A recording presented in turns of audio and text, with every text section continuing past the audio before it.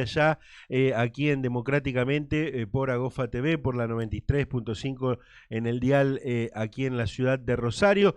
Está para charlar con nosotros en la línea el diputado Fabián Palo Oliver. Palo, ¿cómo te va? Muy buenos mediodías en este caso.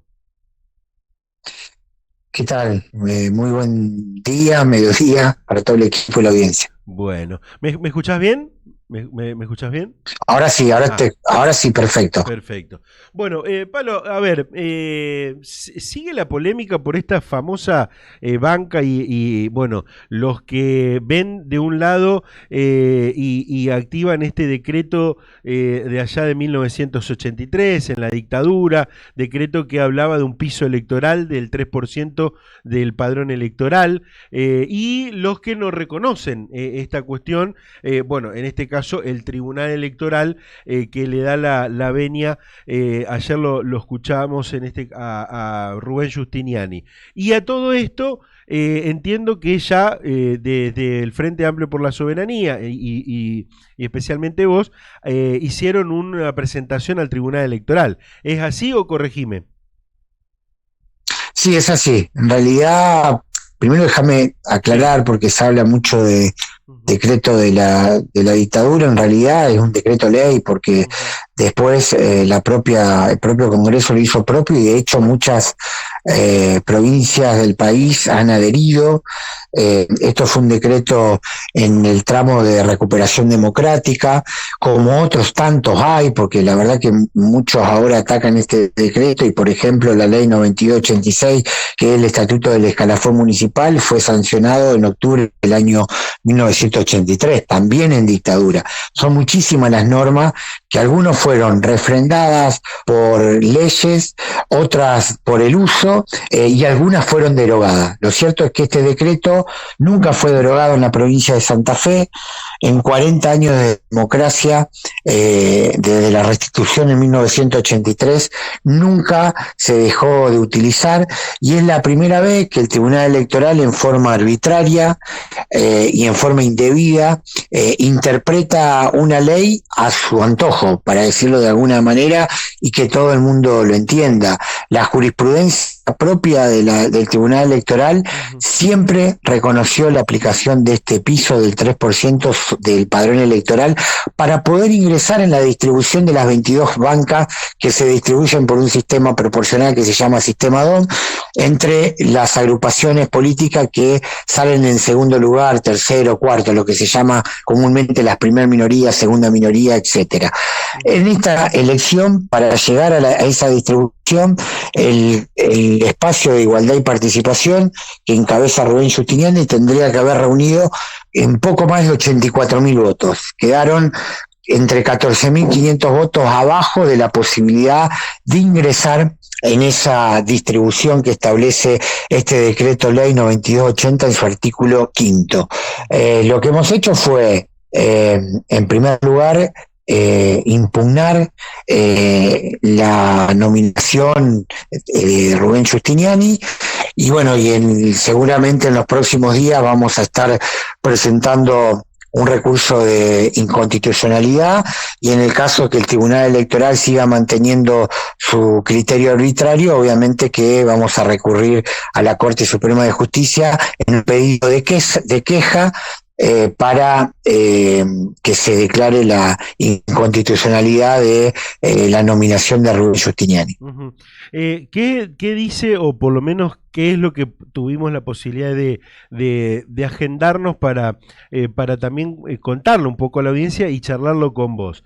¿Qué opina Arbeta en sus resoluciones? Que, bueno, en este caso está en disidencia con el decreto de la dictadura. Dice, no puede estar por encima de una ley electoral de la democracia, la que se aprobó en 2006 cuando se emitió la ley de lemas, cuando se eliminó, perdón, Sí. la ley de lemas, y que hay Uh-huh. fallos nacionales e internacionales que rechazan un piso, que además se estableció en 2014 un piso de 1,5 de las PASO a la general, sin decir nada de la general, con las modificaciones de la ley 13.461 de 2014, en donde se estableció este nuevo umbral y lo interpretan como derogatorio por la omisión de ratificar o rectificar el 9280/83. Esto es un poco la excusa o lo que plantea el Tribunal Electoral para tomar esta resolución que tomó ahora. ¿Qué me puedes decir? Uh-huh. No, que es la interpretación que Claro. tuvo Herbeta cada vez que se discutió esto en el ámbito del Tribunal Superior de Justicia, que es la Corte Suprema de Justicia de la provincia de Santa Fe. Lo que no es menor que Herbeta es presidente del Tribunal Electoral en representación de la Corte Suprema de Justicia, y la Corte Suprema de Justicia en 5 oportunidades, inclusive las 2 últimas oportunidades que la Corte fijó jurisprudencia en esta materia y concretamente avalando el piso del 3%, fue con posterioridad a la de la ley del EMA y a la aplicación del nuevo sistema electoral en la provincia de Santa Fe, que justamente es lo que rige hoy el sistema de internas abiertas y simultáneas. ¿Qué quiero decir con esto? Que lo que está diciendo Herbeta es su interpretación, pero no es la jurisprudencia que creo que fijó la Corte Suprema de Justicia en 5 oportunidades, y repito, las 2 últimas con la derogación de la ley del EMA, que justamente funda su voto el propio Herbeta. Ahora, lo que Herbeta no puede desconocer, primero como jurista, como miembro del Tribunal Superior, que él no puede, como miembro del Tribunal Electoral, legislar. Él puede, en el caso de, ya como cuando actúe la Corte Suprema de Justicia, él lo que puede es seguir opinando lo que siempre opinó, pero como miembro del Tribunal Electoral y como presidente del Tribunal Electoral debe aplicar la normativa que está vigente, y para la Corte Suprema de Justicia la 9280 nunca fue derogada. Por eso tiene una gravedad institucional que nadie mensura todavía. Pocos visualizan el conflicto de poderes que se puede generar con esta actitud arbitraria del propio Herbeta y de los demás miembros del Tribunal Electoral.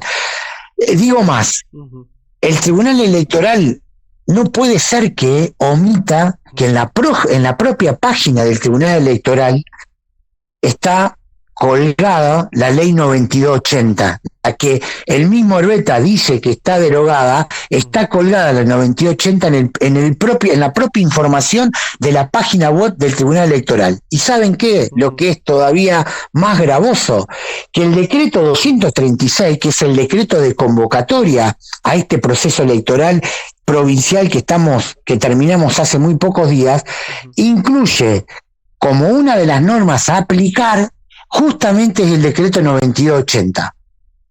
Justamente el decreto 9280, en el segundo párrafo, es la primera normativa que se hace mención que se tiene que aplicar. Por eso es de extrema gravedad lo que ha hecho Herbeta. Herbeta puede mantener su posición cuando tenga que hablar en nombre o como miembro y presidente de la Corte Suprema de Justicia.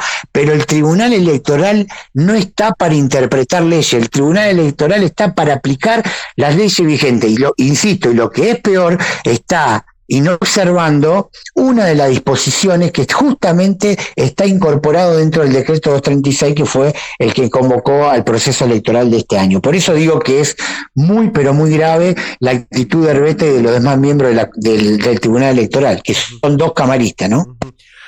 Pablo, te voy a citar 2 declaraciones de personas que, bueno, en realidad son pares tuyos.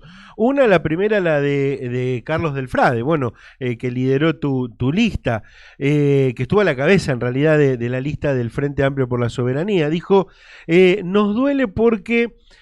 aquí en estos micrófonos, ¿no? Dijo, nos duele porque nos cambiaron las reglas del juego en medio del partido y nos duele la actitud de Giustiniani también. ¿Qué te pasa con esto a vos? No, yo lo único que voy a decir es que Giustiniani, como todos los candidatos y los apoderados de lista de todas las agrupaciones, tenemos conocimiento de que el decreto 9280 está vigente y que se aplica. Todos lo sabemos. Eso es lo único que voy a decir. Todos sabemos que ese decreto y ese piso se aplica. ¿Por qué? Porque en 5 oportunidades la Corte Suprema de Justicia, yo tengo que ser reiterativo y parezco hasta cansador, pero no puede ser que se naturalice algo que termina siendo arbitrario por donde se lo mire. Insisto, desde lo funcional nosotros vamos a evaluar la posibilidad, si le cabe, la figura y los fundamentos para pedir el juicio político del propio Herbeta, porque el Tribunal Electoral está para aplicar las leyes de derecho electoral, no para interpretar si una ley es aplicable o no es aplicable, o si una ley es constitucional o no es constitucional. Los propios fundamentos de Herbeta son nuestros fundamentos. Bien. Los fundamentos de Herbeta son nuestros fundamentos. Realmente es muy preocupante la actitud que está teniendo. Lo mismo hizo con el voto joven. No puede el Tribunal Electoral incorporar un derecho como el voto joven sin la sanción de una ley legislativa, y lo que es peor, algunos creen que ni siquiera con una ley se puede incluir, sino que lo tiene que determinar la reforma de la Constitución. Sin embargo, Herbeta y los demás miembros del tribunal lo incluyeron por un acto administrativo de un tribunal electoral que no tiene facultades para legislar. Entonces, la verdad que Herbeta, si quiere legislar, que se presente como candidato a uno de los cargos legislativos, porque si no, lo que está haciendo es limitarse en las facultades que tiene él, primero como presidente del Tribunal Electoral, y en otros casos hasta como miembro de la Corte, porque la Corte tampoco puede legislar. Lo que la Corte hace es analizar la constitucionalidad o no una norma que se puede aplicar, pero nunca tener la función de legislador. Pablo, te cito, te dije dos, bueno, la de Carlito del Frade, y ayer hablábamos con Rubén Giustiniani y nos decía, cito dos o tres frases: la resolución del Tribunal Electoral se ajusta a derecho, está absolutamente y orgánicamente drogado el decreto de la dictadura militar. Parece mentira que con 40 años de democracia todavía estamos discutiendo esto, y leyes posteriores como la ley de lema en su momento que estableció el 1,5 para las PASO. Y dijo, ellos están discutiendo ahora lo que los perjudicó y tenían otra idea en otras dos oportunidades anteriores, sobre todo teniendo la en una sola que fue en el 2011, en una sola que fue en el 2011 cuando Carlos acudió a la justicia solicitando la incorporación a la Cámara de Diputados porque él no había llegado a alumbrar. Pero ¿sabe qué? A partir de ahí, y Giustiniani también lo sabe, por eso es muy maliciosa la interpretación y caprichosa la interpretación de Giustiniani. Del Frade fue a la justicia dijo no, hay que aplicar el umbral. ¿Y sabe qué hizo Del Frade? Primero que acató el fallo de la justicia, no fue al ámbito nacional, terminó ahí. ¿Y sabe qué hizo Del Frade? Volvió a ir a elecciones, ingresó con el cupo del 3%, o sea, cumplió el requisito que la Corte le había fijado en el 2011, y lo primero que hizo Carlos Del Frade cuando fue diputado electo en el 2015 fue presentar un proyecto de ley derogando el decreto 9280, es decir, él mismo reconoce que el decreto 9280 estaba vigente, pero no porque es una opinión de Carlos Del Frade, sino porque es una opinión de la Corte Suprema de Justicia. Así que lo que diga Giustiniani, lo que diga otro constitucionalista, la verdad, a mí personalmente me importa poco, porque lo que importa es la opinión de la Corte Suprema de Justicia. Quien crea jurisprudencia en materia de derecho electoral, como en cualquier tema del derecho, es la Corte Suprema de Justicia. Las opiniones de Del Frade, de Paloli, de Giustiniani, de los constitucionalistas y demás, tienen valor relativo, son opiniones, pero quien determina si una norma es constitucional o no es la Corte Suprema de Justicia. Y eso, un constitucionalista y un legislador son los primeros que tendrían que respetar y reconocer esa situación. No hacerlo es encontrarle, como comúnmente se dice, las 5 patas al gato para tratar de justificar una posición que de hecho es arbitraria. Pablo, cierro el tema con esto. Ayúdame a entender los pasos. Ahora hiciste una presentación en el Tribunal Electoral, de no tener la respuesta, la vas a hacer en la Corte Suprema, pero de todas maneras, de no encontrar ni respuestas o de que no quede firme en ninguna de estas dos instancias, ¿hay una instancia, es pregunta, hay una instancia donde definen la nueva conformación de la Cámara de Diputados? Puede ser una de las instancias. De hecho, en el año 2019, el caso que se conoce como caso Cecilia Arcando lo terminó definiendo la propia Cámara de Diputados y Diputadas. ¿Por qué? Porque en realidad la validez de los diplomas y las condiciones que tiene que tener un candidato la determina, en este caso, la legislatura de la provincia de Santa Fe. Tengan en cuenta que hay antecedentes hasta nacionales. Cuando algún represor fue electo diputado nacional, el Congreso Nacional, como fue el caso Patti, por ejemplo, el Congreso Nacional terminó discutiendo si tenía las condiciones éticas o morales y las condiciones de actitudes democráticas esa persona. Entonces, en el caso Arcando, no se estaba cumpliendo con el cupo del 33%, y más allá de que el Tribunal Electoral había emitido un certificado para otro candidato, la Cámara resolvió a favor de Cecilia Arcando. Así que nosotros vamos a dar esta discusión. Si no llega a resolver la Corte Suprema de Justicia de la provincia de Santa Fe, que a nuestro entender va a resolver a nuestro favor, va a ratificar lo que ya decidió en 5 oportunidades, ahí sí iremos al Pleno de la Cámara de Diputados y Diputadas y descontamos también que la Cámara va a resolver en este sentido, salvo que la Cámara quiera derogar el 9280, que hasta el momento no lo quiso hacer, porque de hecho Carlos del Frade te decía recién que presentó un proyecto, pero fueron 9 los proyectos de ley que se presentaron oportunamente para derogar el 9280 y nunca esos proyectos fueron tratados por la Cámara de Diputados y Diputadas. ¿Saben por qué? Porque la mayoría de los espacios políticos, no digo todos, la mayoría que constituyen la mayoría parlamentaria en cada uno de los periodos, entiende que ese umbral todavía se tiene que incluir. Miren, la Constitución de la Nación también dispone que la distribución de los legisladores nacionales se hacen por el sistema DOM, de proporción, que se conoce como sistema DOM. Sin embargo, el Código Electoral Nacional incorpora el piso del 3% para la distribución. Entonces, aquellos que dicen que la 9280 violenta la Constitución de la provincia de Santa Fe en su artículo 32, que establece que la distribución es por sistema DOM, desconocen que en todo caso el Código Electoral Nacional está violentando también la Constitución Nacional. ¿Y por qué no lo están violentando? Porque en realidad el sistema de distribución DOM no es incompatible con un piso que se aplique. Son normas que son complementarias. En ningún momento una norma de menor jerarquía, en este caso como es una ley, está violentando una norma de mayor jerarquía como es lo de la Constitución. Entonces, la verdad que a veces los constitucionalistas agarran la guitarra y tocan la música que les conviene al cliente que los contrata. Lamentablemente, cuando un abogado constitucionalista fija su posición, muchos creen que es palabra santa. Y la verdad que en este mundo terrenal, quien tiene la palabra santa en materia de constitucionalidad o no de una norma es la Corte Suprema de Justicia de Santa Fe. Hasta que la Corte no diga que la 9286 no se debe aplicar o es inconstitucional, hoy la 9280 se aplica y es constitucional. Esta es la verdadera realidad, y el que no la quiera reconocer es porque, insisto, está tratando de que sus intereses sean defendidos con argumentos que no siempre son los argumentos que corresponde aplicar. Bien.